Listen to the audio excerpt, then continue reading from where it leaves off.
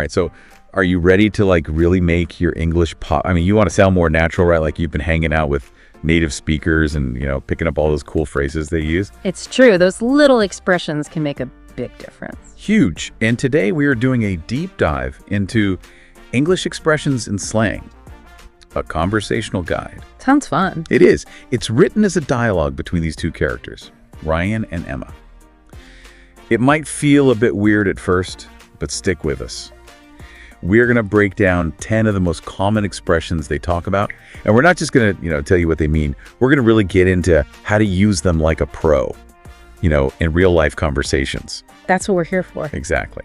So get ready to take your conversational skills to the next level. All right. Let's dive in with a phrase we hear literally all the time. What's up? Now, I'm sure you already know it's like a casual greeting, but have you ever thought about why it's so effective?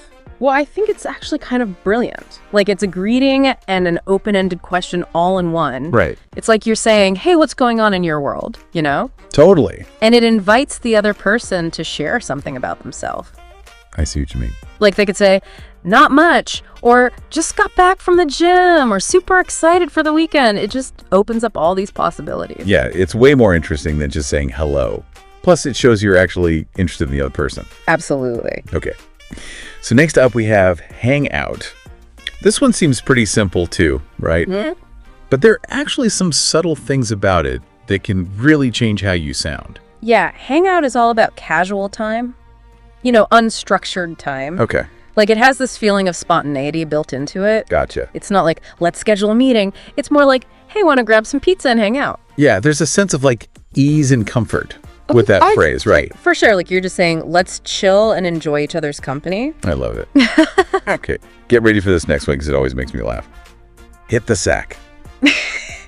It's so visual, right? I know, right? But I can imagine if you're not familiar with it, it might sound kind of strange. Oh, totally. But it's a perfect example of how English uses these, idioms to create these funny and playful images. Exactly. And it's such a simple meaning. It just means go to bed, but hit the sack has this added feeling of like you're exhausted and you just can't wait to crash. Like you're saying, I'm so tired, I'm literally going to fall into bed like a sack of potatoes. Exactly. So relatable.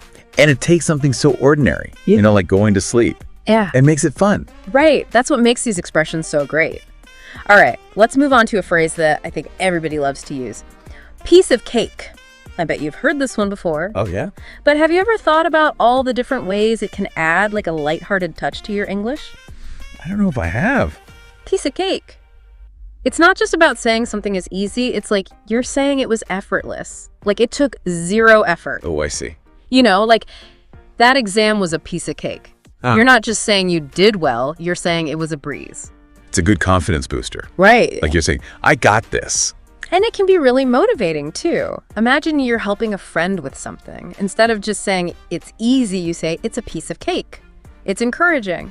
And it makes the task seem less scary. Oh, that's a good point.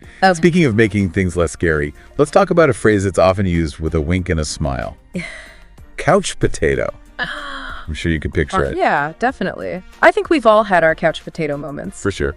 It's that image of someone just glued to the TV, completely absorbed, It's usually used jokingly, of course, but it can also be a way to poke fun at ourselves. Totally. For those times when we just want to relax and, veg out. Like you're saying, yeah, I'm being lazy, but I'm owning it. Exactly. And it's usually said with like a sense of affection, like, oh, he's such a couch potato on Sundays, but he deserves it after a long week, Yeah. Exactly.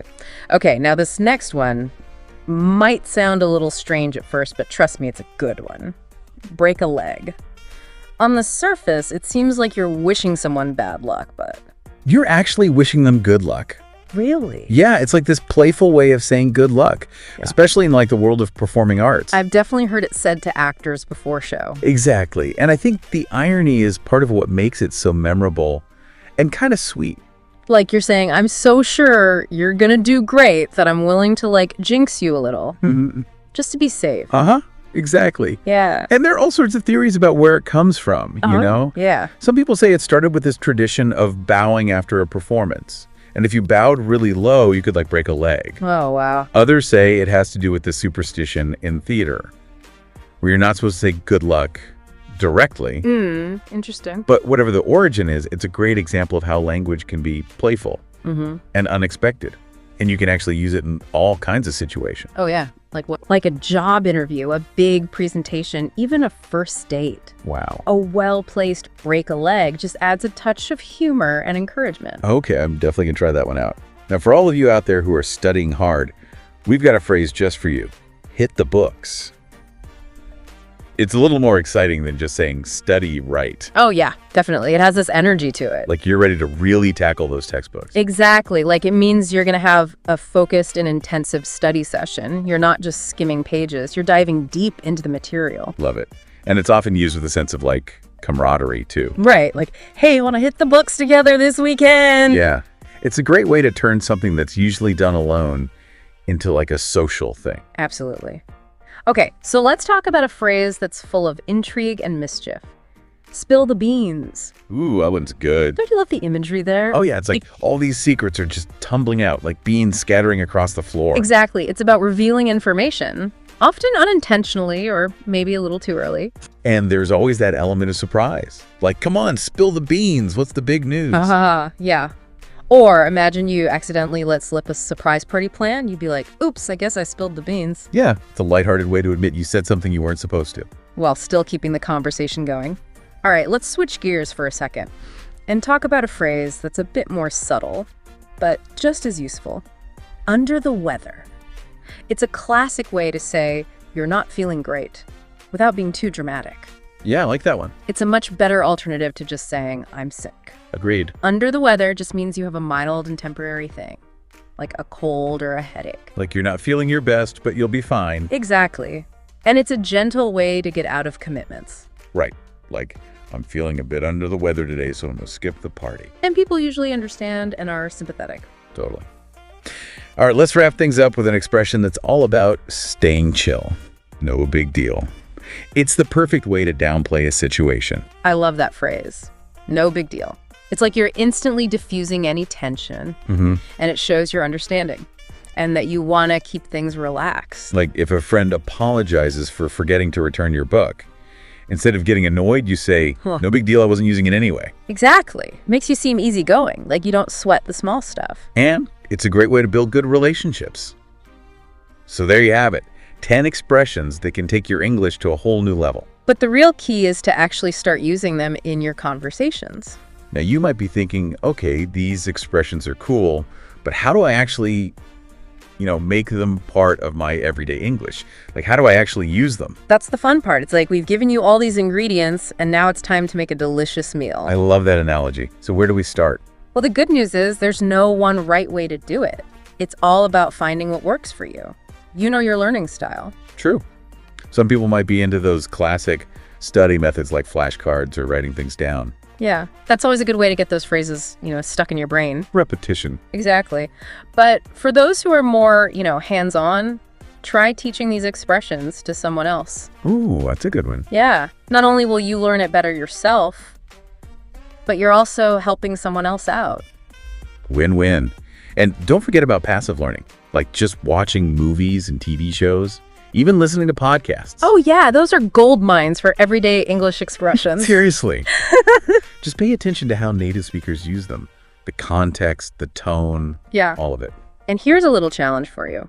Try thinking in English for a few minutes every day. Whoa, that sounds tough. I know it might sound weird, but it's like a workout for your brain, Right. Imagine having those little conversations in your head, but in English. I like it. It's about making English a part of your life, not just something you study. Exactly. And don't be afraid to experiment. Try using hit the sack when you're talking to your family about bedtime, or slip in a piece of cake when you do well at work. I'm going to try that. The more you use them, the more natural they'll become.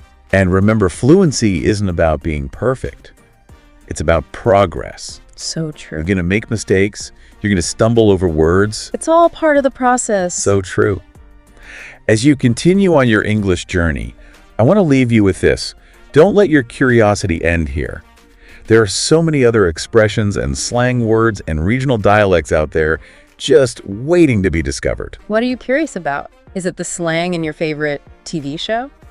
Or the way people speak in a certain country? Whatever it is, follow that curiosity. Find resources and keep learning. Because the more you explore, the richer and more vibrant your English will become. And remember, we're always here to support you on your language learning adventure. Happy expressing.